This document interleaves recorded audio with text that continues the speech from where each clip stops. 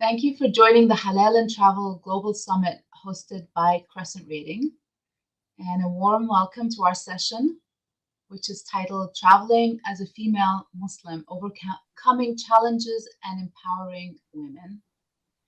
And let me start by introducing myself. I'm Reem El Shafaki, a partner at DinarStandard, a growth strategy and execution firm. I lead the company's travel and tourism sector practice, as well as the firm's marketing strategy and execution projects. And I'm the author of the Muslim-friendly travel chapter of the State of the Global Islamic Economy report, which is produced by DinarStandard and supported by Dubai Economy and Tourism. And I frequently speak at travel conferences, especially before COVID, and including ITP Berlin and the Global Islamic Economy Summit in Dubai. And I'm happy to be the moderator for this session. Now, this session objectives are to hear from female Muslim travelers about their experiences and help shed light on what destinations can do to better cater to the needs of Muslim travelers, and especially female Muslim travelers, as well as to tailor their marketing messaging and communication. And the format is going to be informal. We'll have a fun discussion. We'll learn from our great and interesting panelists. And let me introduce our panelists briefly, and then they can further talk about themselves and share their experiences. So I'll start with Kiyonah Buckhalter. Kiyonah is a solo Muslim traveler and modest fashion designer, and she's a Muslim woman who wears the niqab and travels alone. So we're excited to hear about your experiences. She calls herself the Veiled Traveler on social media, if you want to look her up. And she is making waves as an influencer who loves traveling the world while embracing and practicing her faith. And I'll let her tell you more once we get started. And then I'd like to introduce Farihah Fuaad, who is based in Malaysia, and she's the founder of the Muslim Solo Travel community, and she leads that. She's a pioneer in promoting Muslim women traveling solo, and she has firsthand experiences in terms of the difficulties as well as the growth opportunities from her years of traveling solo. And she founded the Muslim Solo Travel in 2021 during the pandemic. So we'd love to hear more about that. And last but not least, I'd like to introduce Laurat Ogunjobi. She's an American based in the UAE. And in 2011, she started Cush Consulting Group, which is a consulting company providing communication and project management services for educational, cultural, and philanthropic agendas. And she has a knack for motivational speaking. And Laurat has a wealth of information, inspiration, insights to share on cultural, philanthropic, and education agenda. And we're excited to hear more. Okay, so let me start with a kind of a fun question or request for sharing experiences. So if each of you can share a funny or interesting anecdote from your travels as a Muslim female, where you had to navigate a cultural misunderstanding or challenge, and share what you did and what you came out of from this experience. So who would like to start? Farihah, maybe I'll start with you. Oh, definitely. I'll be happy to start. Well, recently I just came back from Indonesia. Actually, I was traveling for a month solo there. So even though I am Malaysian and I understand and basic Indonesian language, but that is Jakarta language, which is on the western side, yes, correct, western side of Indonesia. Once I travel towards the eastern part of Indonesia, like I thought there's the word luggage. The word luggage in Malay, or like Malay and Indonesian are very much similar to one another, is called bagasi. So I was traveling. I was hopping on this minivan all the way to the capital of East Java, which is Surabaya, from Solo, the hometown of the president of Indonesia, Joko Widodo. So the guy was asking me, kopernya mana, which means where is your luggage? I was like, what is copper?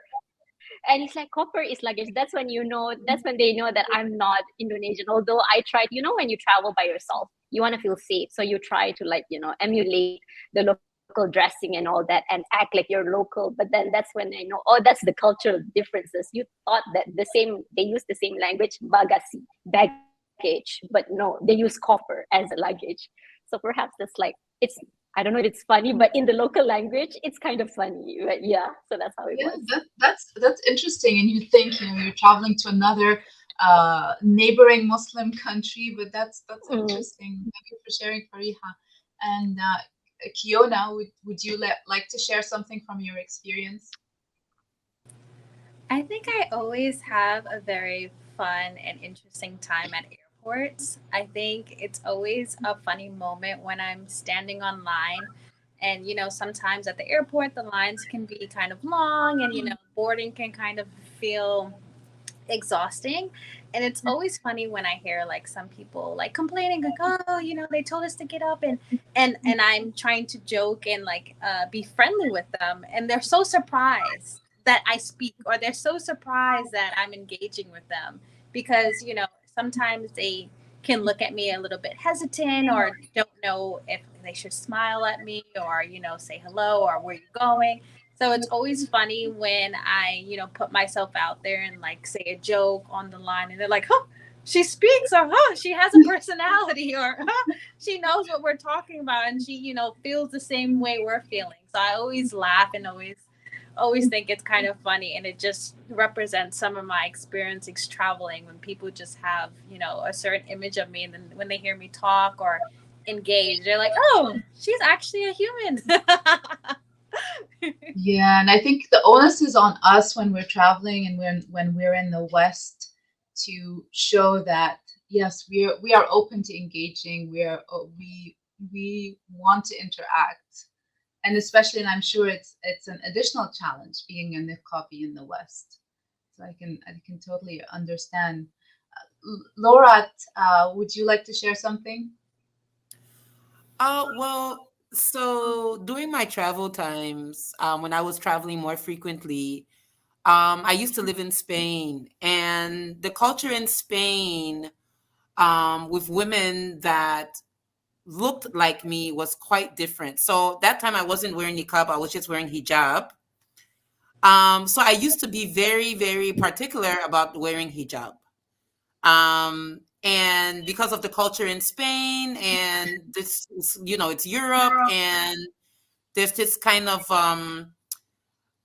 like people can catcall you and just engage you in different ways. So I never had that problem with, I used to go a lot around in Barcelona, a lot going to different offices.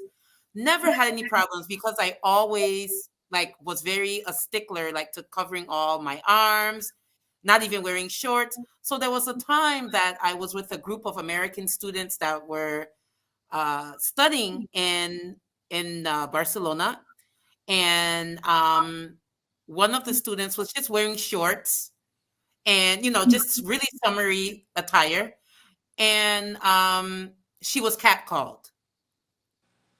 And when she asked me my advice, like, because I loved living in Spain, like I really loved living in Spain. So she asked me, we used to talk about living in Spain and the culture and how do we adapt, coming from America, and especially coming from America has Black Americans. So I was like, well, I've never had the problem because I make sure I cover. So no one has ever called me.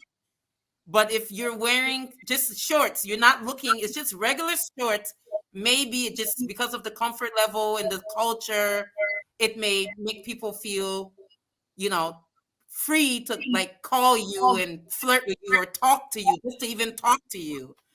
So it was a challenge because she couldn't quite understand my perspective, and that has been even like my perspective and how I deal with traveling. Like one of the ways I protect myself, not just trying to talk or be like the locals, but also trying to adhere to Islamic dress code, and it really helps.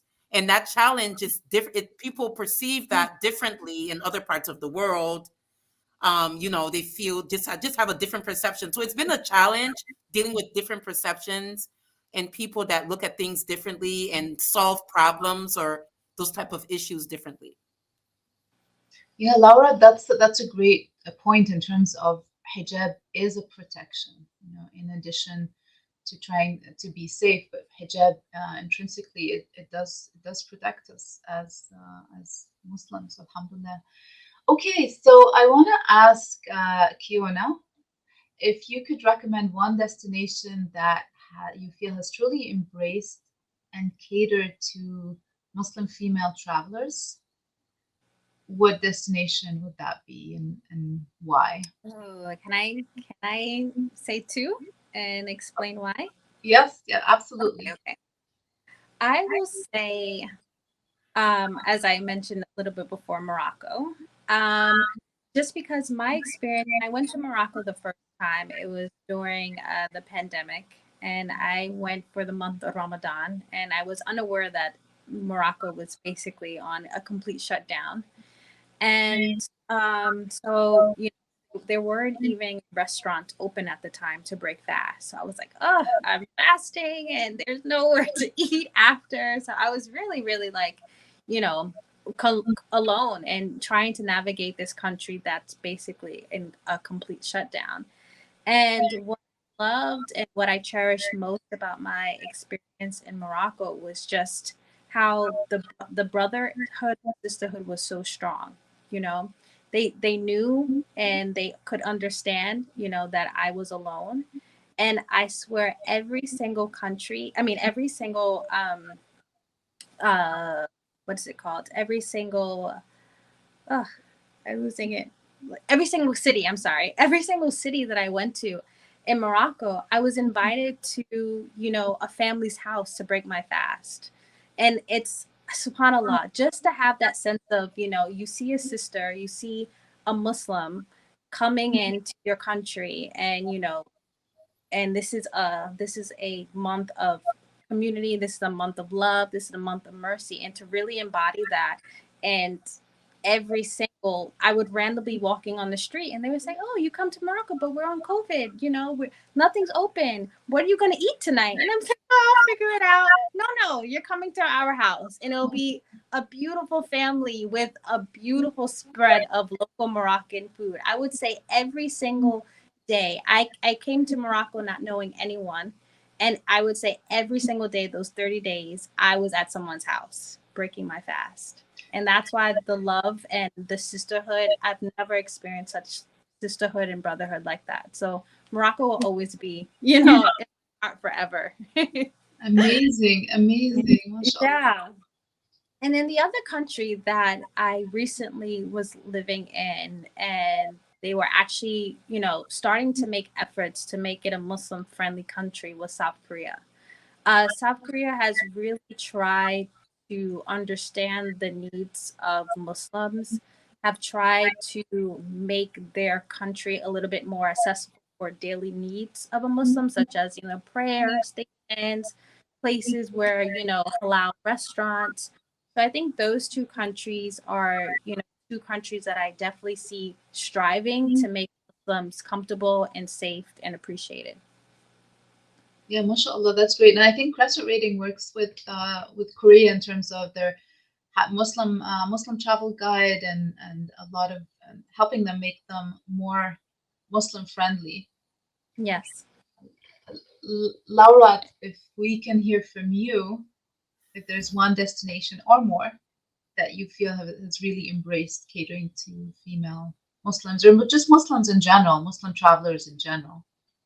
Yeah, I mean, there are several, but because I live in the UAE, I'm gonna just give it to the UAE. And that's because, I mean, even when I first came here, before I moved here, when I was visiting, and we had a tradition of spending Eid in like a Muslim country. So we did Eid 2017 in the UAE, and it was just, I mean, you know how I don't, I mean, you may not know, but everyone, the UAE has this kind of open hospitality, like happiness, like there's the Ministry of Happiness, and just making everyone comfortable, not just for Muslims but everyone. But since it's a Muslim country, Muslims will really feel the hospitality a little bit more, because there are masjids everywhere, even in the malls.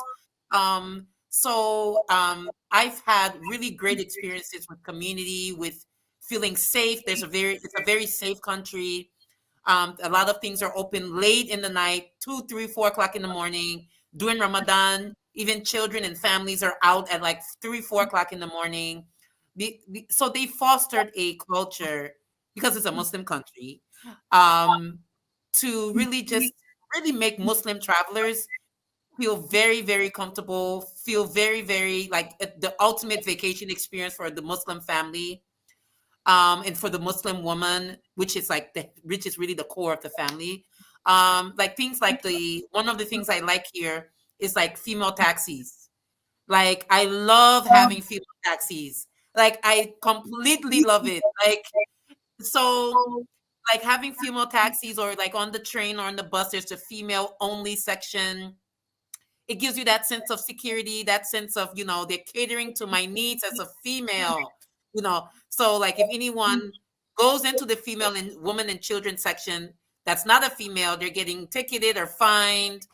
And even on the buses, like public transportation, even the bus, the women's section is right behind the driver, and then the men's section is in the back.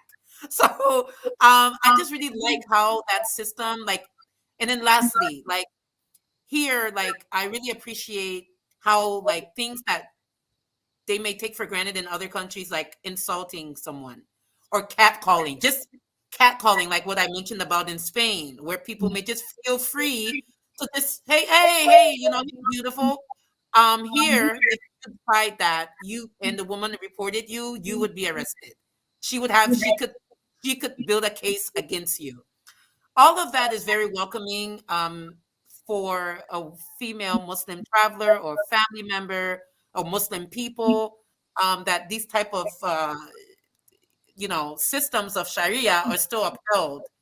And and this is not the only place that I vouch for, but because I live here, I'm just gonna just keep it here and just, but yeah, UAE for sure. Yeah, mashallah.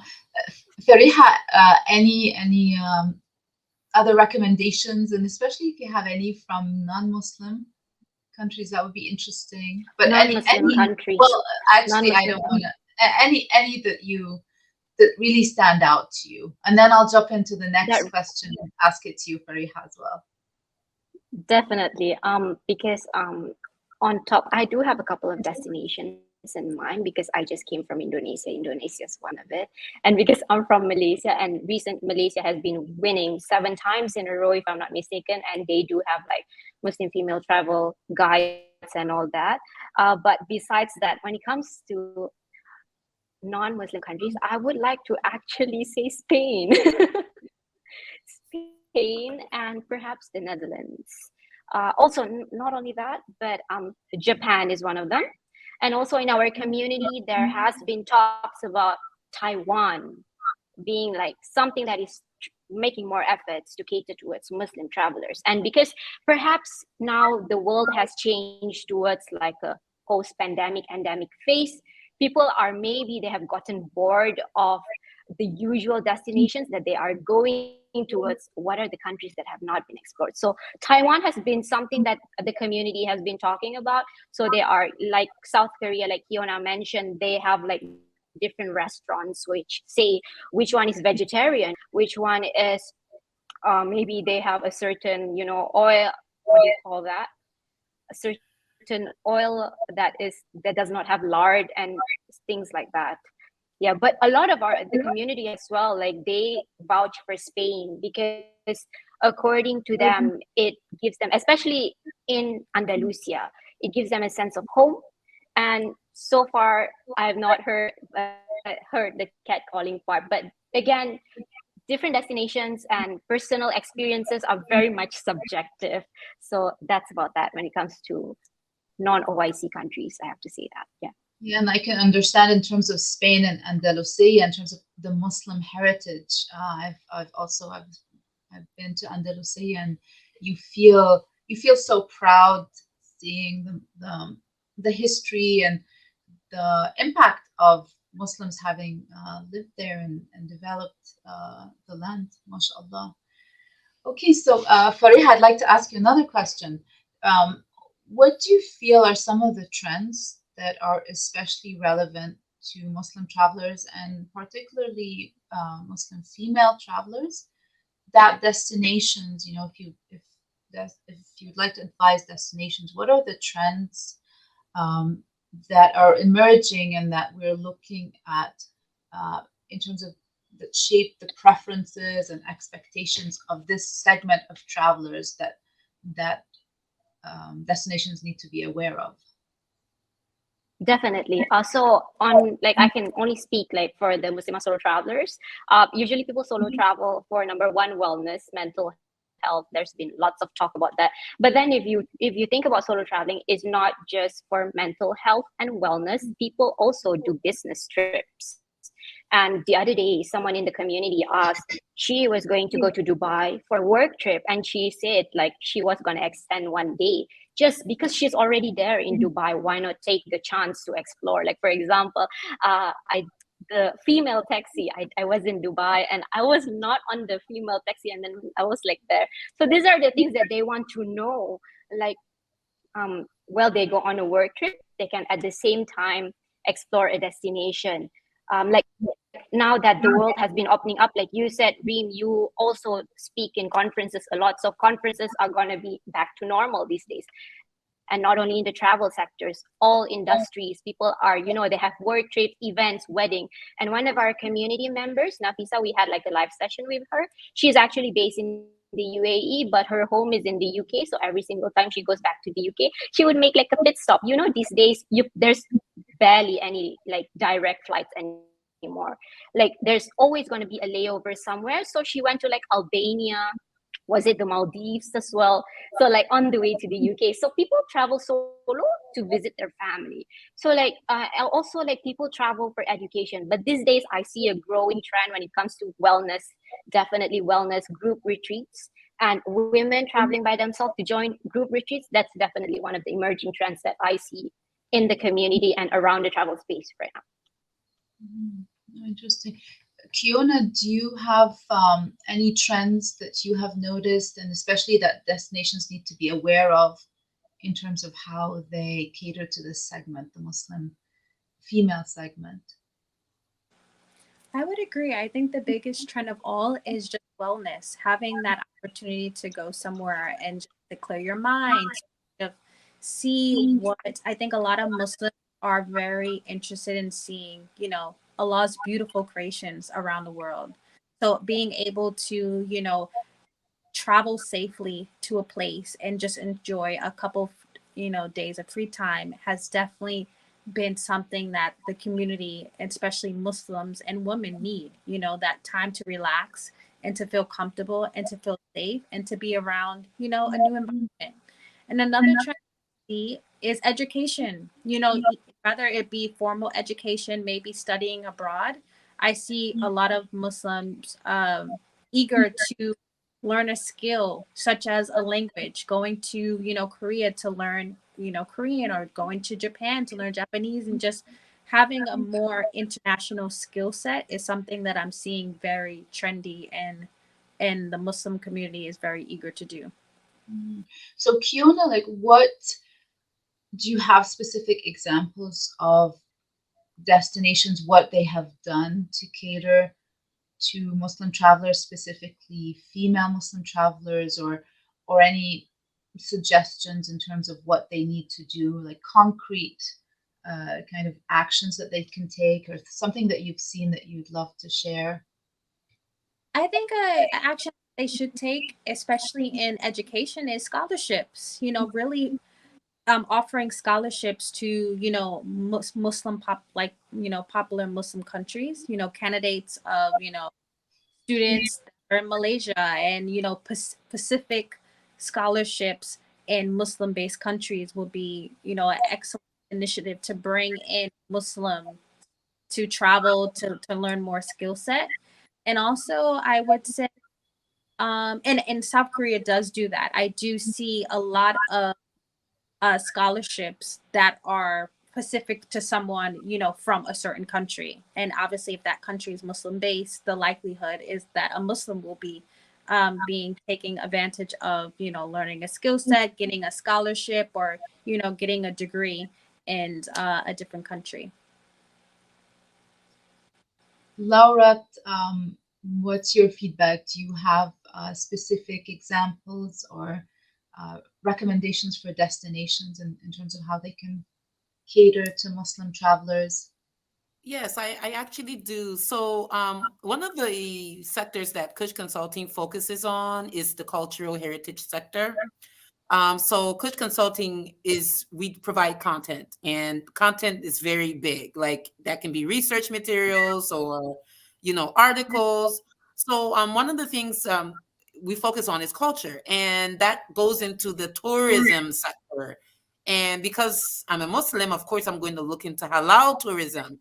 So there are several governments or establishments that are developing their halal tourism sector as far as their monuments, their locations, trying to open up their, you know, their history to the world. Like Saudi is starting to do that, where they're now trying to, like, you know, go into actual sites and locations that have significance to UNESCO, and that anyone that is traveling, so that they can gain insight into, you know, World Heritage sites, sites that have some type of historical significance, um, you know, especially Islamic history, because Islamic, as we know, Islamic history has contributed greatly to the modern and the ancient world.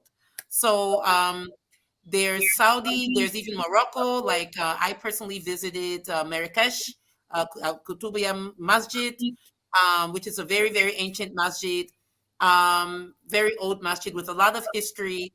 And I mean, there are places coming up. I mean, someone mentioned Andalusia in Spain, which I vouch for Spain. Like um, Spain has, you know, a lot of parts of Europe, but Spain and Italy and Greece, they have actually very interesting heritage sites that even that connect to Muslim history if you, as you dig deeper. And now you have these government agencies and even sometimes private corporations that are starting to, in an effort to develop the tourism sector, they're starting to, you know, unearth these and market it and package it in a way that's appealing to Muslim travelers. So yeah, I mean, this whole side of the world, this whole Eastern Hemisphere, you know, we're talking about Asia, the Middle East, Southern Europe. There's significant opportunities to travel, to gain more historical and heritage information, based information, and a lot, like I said, a lot of times there's some type of connection to Islamic history. You know, even if it's not Islamic per se, there's a connection. So yeah, I would recommend people look into, you know, Europe and the East when it comes to like how these countries and government agencies are developing their tourism sector and how they're packaging it to, you know, Muslim families and people that are seeking to know and get that information on, you know, how Islamic history has contributed to the world. Can I piggyback on Laurat? She made a phenomenal point about just unearthing so much Islamic history. And there's so many countries that do have Islamic history that, you know, even Muslims don't even know that Islam has touched the surface of that country. And I'm thinking back 2 weeks ago, I was in Colombia, and, you know, I took a tour, a town called Paquila. And this town, I wasn't aware of that most of the enslaved Africans that came were from West Africa, and almost 90%, if not all, of those enslaved Africans were Muslim. So to understand that, to have that history of, the first people and that were, transported Columbia soil had a Muslim background, and how that affected, the colonization, and just knowing that their initial religion was removed intentionally. We learned that, I learned at that, in that particular city, that for the Colombians to get freedom, they had to change their religion to Christianity. And I that blew my mind to know that, some of, we have so much unearthed history that we should invest in unpacking, because Muslims have touched so much, so much land, and we have so much history, even though some are sad, some is, unfortunate, but we need to know, regardless if it's good history, sad history, we're around, we were around, we did a massive impact all around the world. And I think countries should invest in, understanding that history and packaging it. It's beautiful to know that, you went to a now non-Muslim country, but that country did so have a Muslim history. So I think that was great that Laurat mentioned that.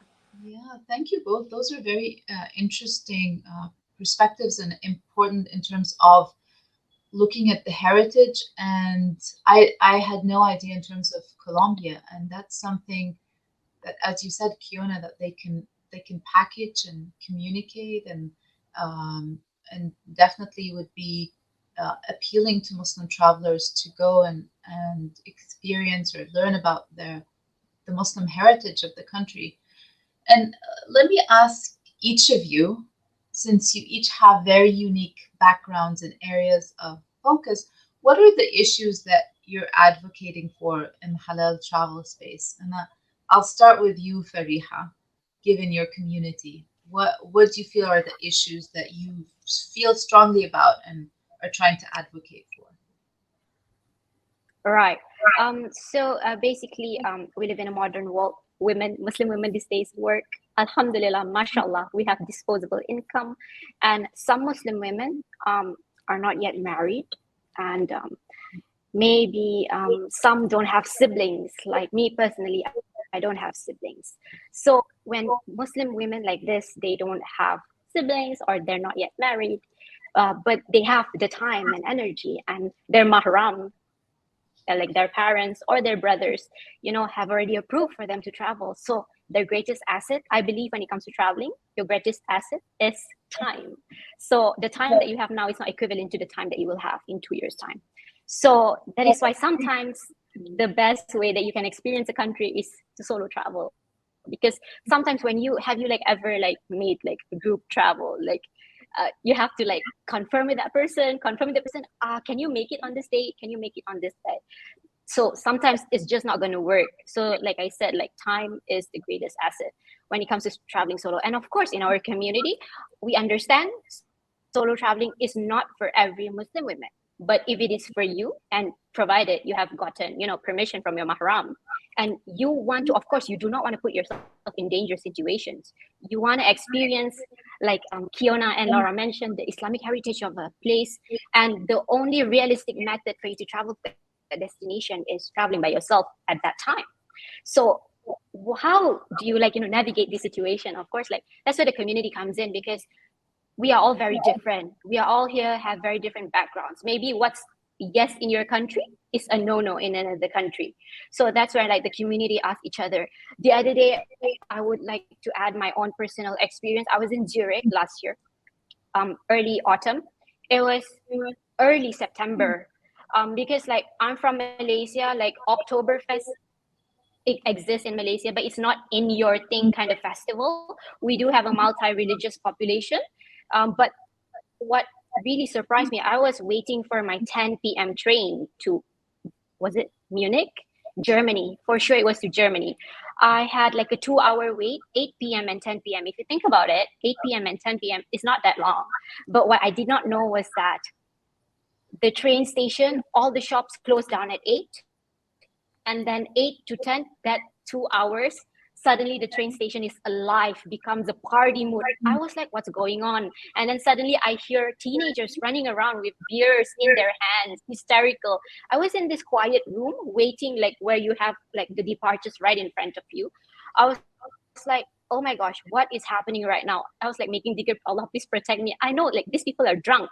They are coming into our quiet room when there are clearly there are signs like it's quiet, don't make noise, but clearly they're drunk. So yeah, these are the things. Sometimes a destination, if we think about Switzerland, it is promoted also like one of the safest destination in Europe. Like you would not think come to your mind. Sometimes a destination can be safe, but if an event were to happen, like let's say like in Seoul, that Halloween stampede, like if you were a first timer to South Korea, for sure you would want to go to Itaewon, right? And what if you did not know, you were oblivious, like, oh, the day that you happen to go is it happens on the day Halloween falls. Like, na'udhu billah, we do not want to wish that to anyone, but that's where the community comes in. Like, they just want to like ask each other, like, is it safe? Where should I go? Where should I not? Like, when I was also in the Netherlands, it was raining. And sometimes when you travel, you do not have the time to look at your phone. Oh, should I turn left, right, go straight? No, you don't. It's not realistic.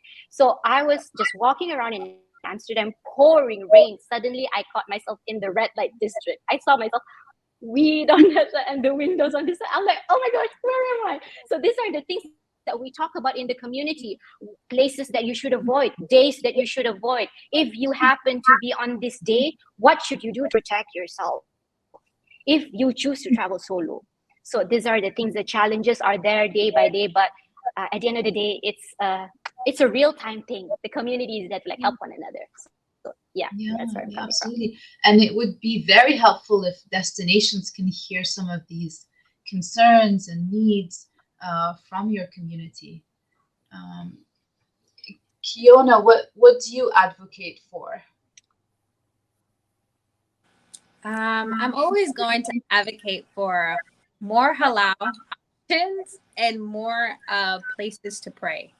I think, those are everyday necessities to eat and to pray as a Muslim. And I think countries can do a better job to make sure that their country has halal options, or, rather be, importing, halal meat from their, neighboring countries, and just having more options, because we need to eat and we do have a dietary restriction that should be accommodated. And also prayer spaces. When you think of our prayer, it does not need we don't need a mansion to pray. We need just a quiet, clean square, a very small place. And I think countries can make an effort to just allotting a couple of feet in every, environment, or every local attraction, to have that space that we can pray quietly, peacefully. So prayer and halal food is for sure something that I think countries should invest and accommodate And more like you from. said, Kiona, sometimes destinations feel, especially non-Muslim destinations, they feel that to address the needs of Muslims, they need to change a lot of things or put in a lot of investment. But sometimes it's a matter of, just like you said, we just need a small prayer, clean space to pray. And in terms of also halal food options, it doesn't mean that they have to convert their whole restaurant, or the hotel needs to convert their whole hotel. It's simply making small tweaks, especially if it's a destination that's new to catering to Muslims, and that these small tweaks can go a long way. Yeah, even if it had to be okay on every other day, have, a halal menu or something, that, just to make it somewhat easier. And I remember traveling sometimes when I'm traveling and I'm in transit, I'm looking, and like when I'm in the train or when I'm in the airport, where can I pray? And I know now it's become very popular to have inbox breastfeeding um areas, a closed breastfeeding area, something like that, very small, intimate, that we can use, and or even using that area with, a meditation room, that goes a long way, because it's a terrible feeling to know that your prayer time is running out.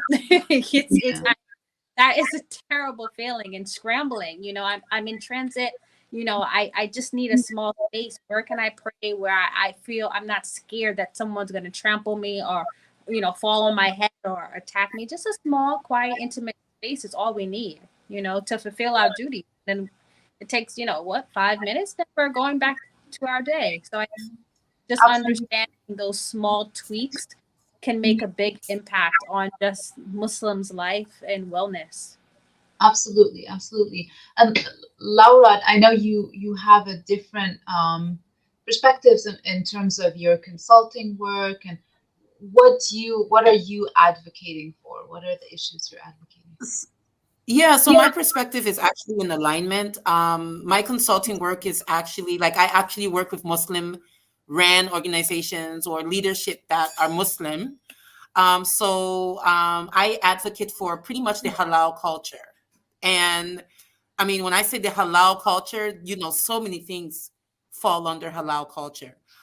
Because I work in the education sector, halal curriculum, where it's a curriculum that's formulated for Muslim ideology. Because I also work in the cultural sector, and those are the areas that my firm's education, culture, and philanthropy.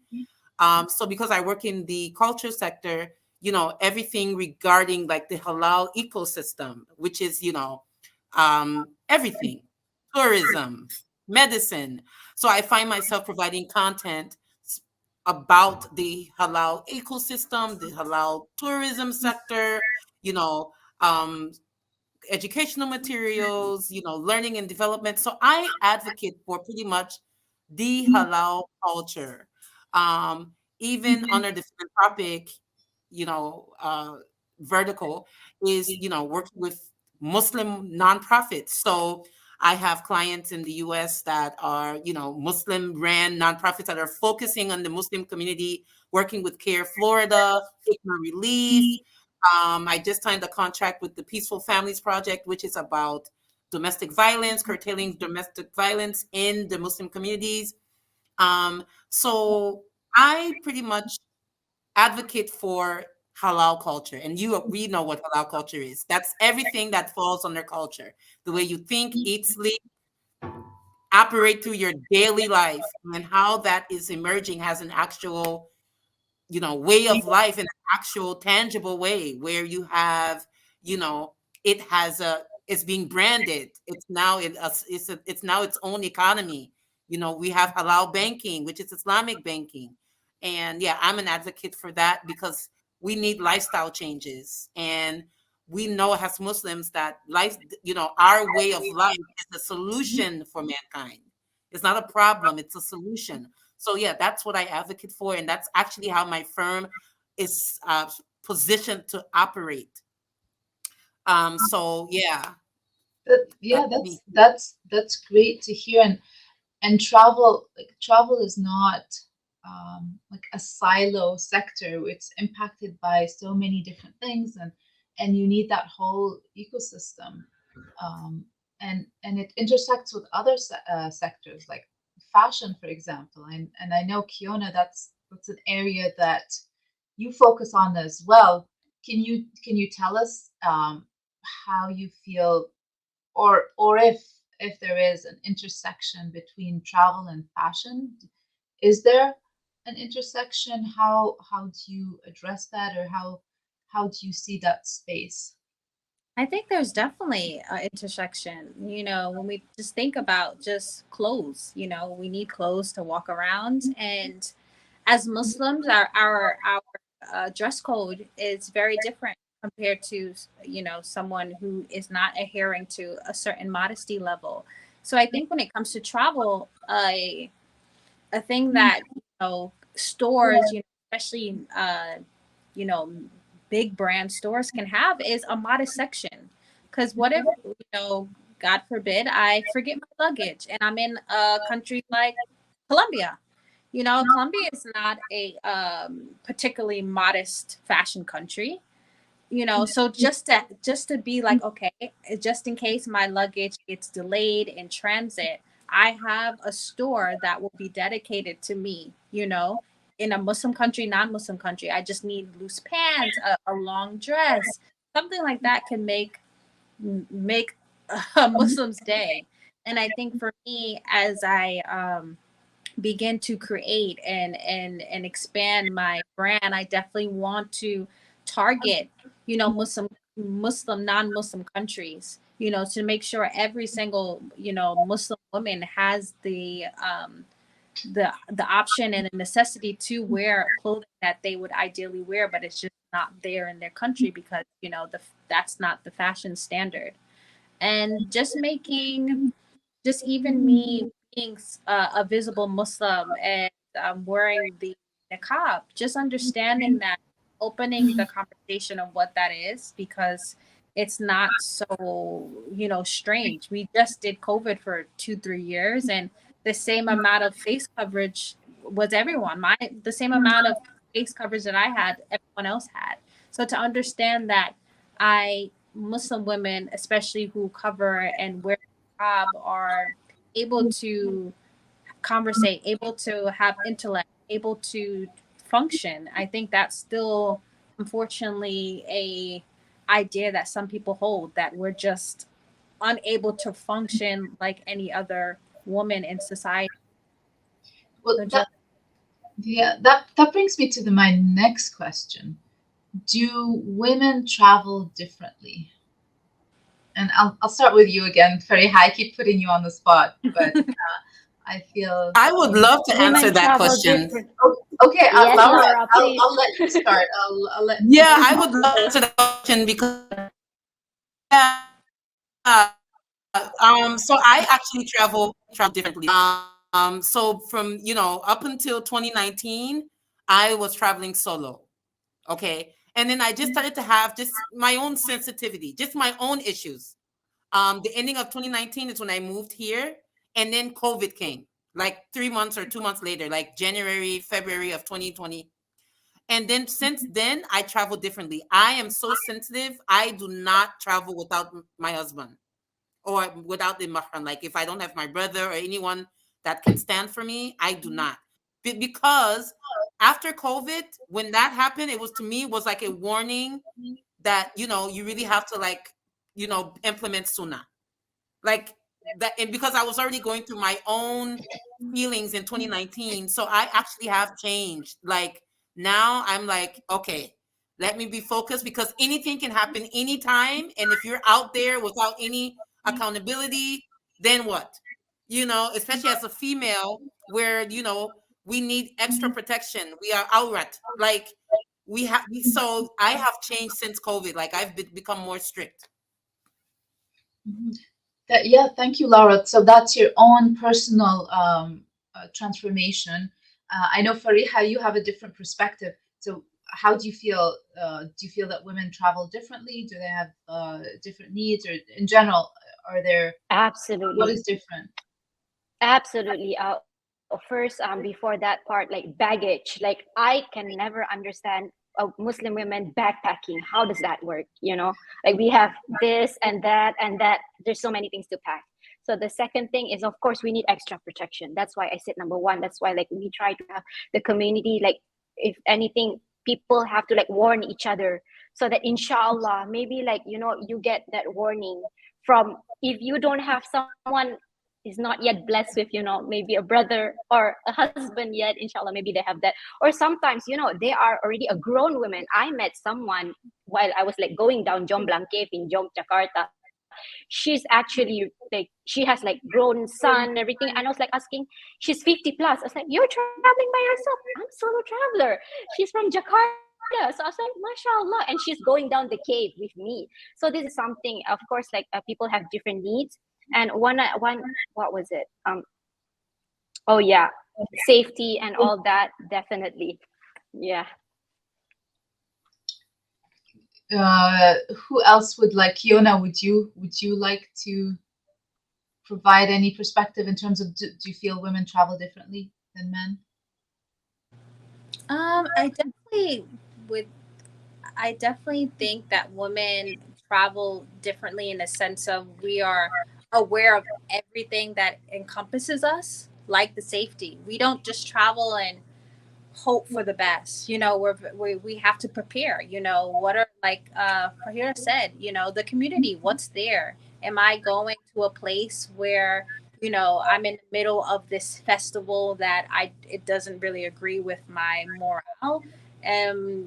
Safety in a sense of what am I wearing? I would love to be a backpacker. I don't like I would love to just wear two, three things and just travel the world and just have a backpack. But Me too. I can't. I have Definitely. so many accessories. I have to think, okay, am I really going to just wear this one hijab in the set for the rest of my month? I can't. And just packing and just being able to have, all my dresses are long and take more space.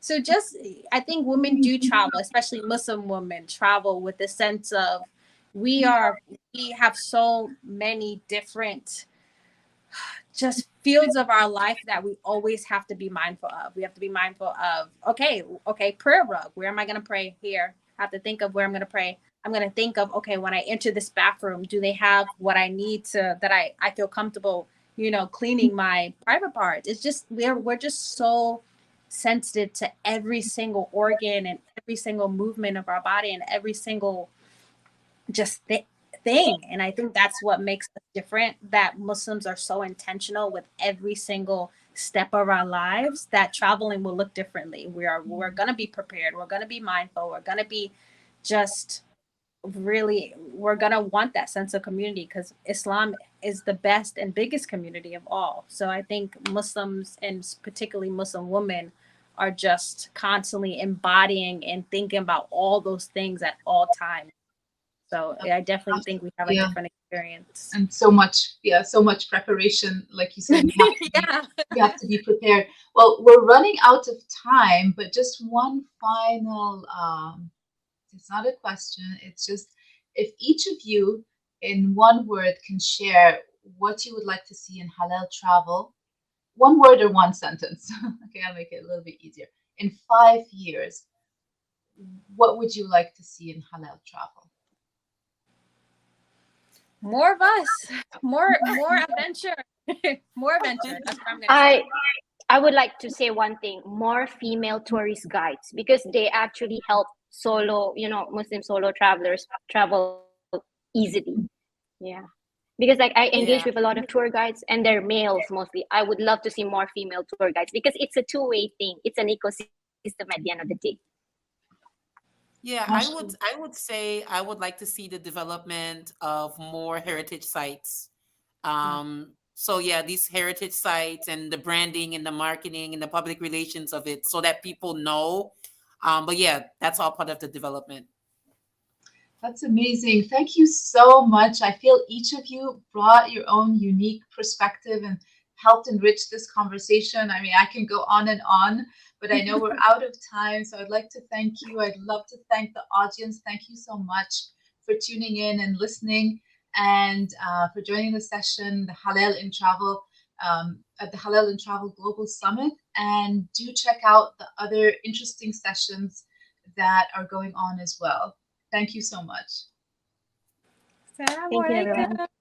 Wa alaikum salam. Assalamu alaikum, everyone.